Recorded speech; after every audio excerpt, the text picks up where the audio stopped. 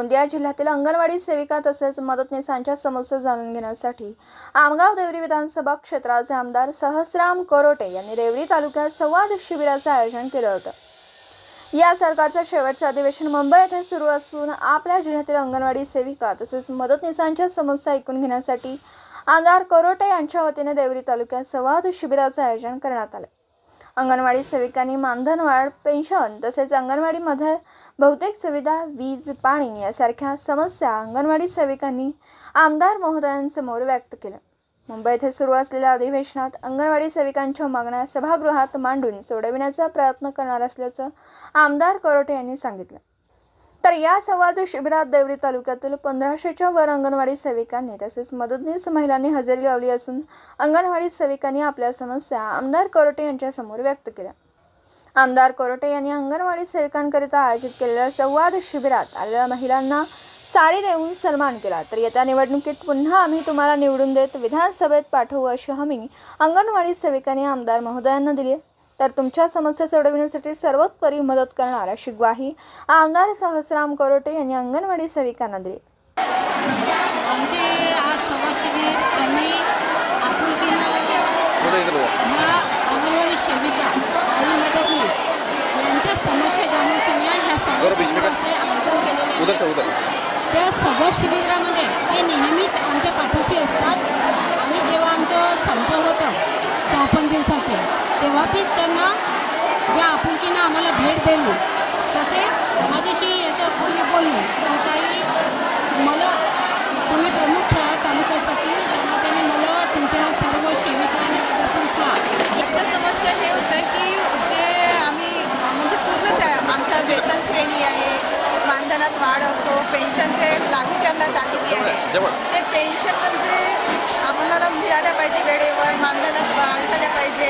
आम्हाला कामाचा खूप म्हणजे ताणतणाव असतो, त्या मानाने मानधन कसं थोडंसं दिलं जाते 10,000 आहे आणि आता नवीन योजना लागू करण्यात आहे त्याच्यामध्ये आम्हाला म्हणजे तेच कामं आम्हाला करावं लागत आहे। आता एक लाडकी योजना ही आता लागू करण्यात आली आहे सध्या अंगणवाडी सेविका ते आता हे काही नाही आहे, फक्त येणारं जे विधानसभेचे चुनाव आहे त्याच्यामध्ये एक थोडं लालच म्हणून मातांना हे दाखवण्यात येत आहे।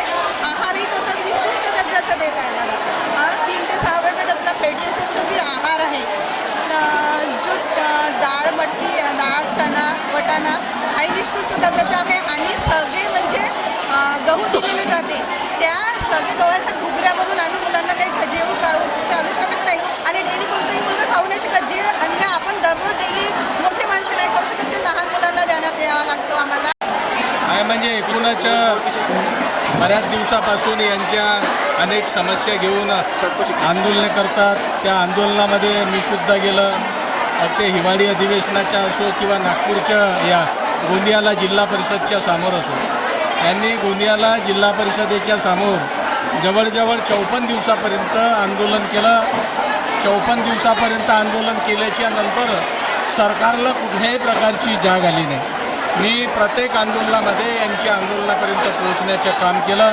प्रत्येक अधिवेशनामध्ये अंगणवाडी कर्मचाऱ्यांच्या ज्या समस्या आहेत त्या मांडण्याचं काम मी माझ्या वतीनं केलं आहे। नक्कीचपणे त्यांनी मला म्हटलं होतं की आपण आमच्या क्षेत्राचे आमदार आहात, आपण आपल्या पाठीशी आम्ही खंबीरपणे उभे आहोत आणि आपण आमच्या समस्या आपण सरकारकडे ठेवलं पाहिजे। सरकारने आमच्या ज्या काही माग आहेत, मग ते त्यांच्या पेन्शनची ग्रॅज्युएटीची माग असो, त्यांच्या पे फिक्सेशनची माग असो, अनेक ज्यांच्या मागण्या आहेत त्या मागण्या मंजूर करण्यासाठी सरकारकडे निवेदन माझ्या माध्यमातून देण्यासाठी अनेक अंगणवाड्यामध्ये बिजली नाही, अनेक ठिकाणी अंगणवाड्यांची स्लॅब नाही, अनेक ठिकाणी अंगणवाड्या ह्या पावसाळ्यात गळून राहिल्या, काही ठिकाणी बरेचशा ठिकाणी पाण्याची व्यवस्थाच नाही।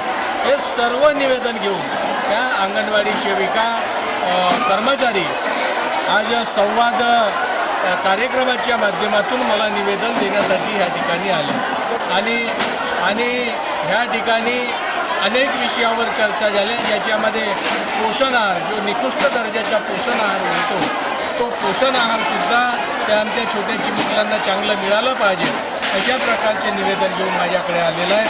नक्कीचपणे यांच्या ज्या समस्या आहेत, उद्या राज्यपालाच्या अभिभाषणावर मी सभागृहामध्ये सर्व अंगणवाडी कर्मचारी, कोतवाल असो, ग्रामपंचायतचे संगणक परिचालक असो, आशा वर्कर, गटप्रवर्तक आणि त्याचप्रमाणे ग्रामपंचायतचे कर्मचारी, या सर्वांच्या समस्या उद्या सभागृहामध्ये मी ठेवणार आहोत. त्याचप्रमाणे अनेक मुद्द्याच्या माध्यमातून ज्या ज्या ठिकाणी मला यांच्या समस्या मांडता येईल त्या मांडण्याचा प्रयत्न आणि सरकारचं लक्ष केंद्रित करण्याचं काम मी माझ्या वतीनं नक्कीच करणार आहे. एवढंच नाही तर 2 महिन्यामध्ये महाराष्ट्रामध्ये आमची सरकार येणार. ही जी आता भारतीय जनता पार्टीची जी महाराष्ट्रामध्ये सरकार आहे, ही सरकार खोटं बोलणारी सरकार आहे. ही सरकार फक्त प्रलोभन देणारी सरकार आहे. ह्या सरकारला महाराष्ट्रातून हद्दपार करण्याचं काम या सर्व भगिनीच्या माध्यमातून, सर्व जनतेच्या माध्यमातून होणार आहे. आणि त्यावेळेस ग्रामीण भागामध्ये आणि ग्रामपंचायत लेवलवर काम करणारे जे सर्व आमचे कर्मचारी आहेत, सर्व कामगार आहेत, या सर्वांच्या मागण्या काँग्रेसच्या राजवटीमध्ये पूर्ण करण्यासाठी मी प्रयत्न करणार आहे. दिवसभरातील घडामोडींचा आढावा घेण्यासाठी पाहत रहा N24 मराठी न्यूज चॅनल.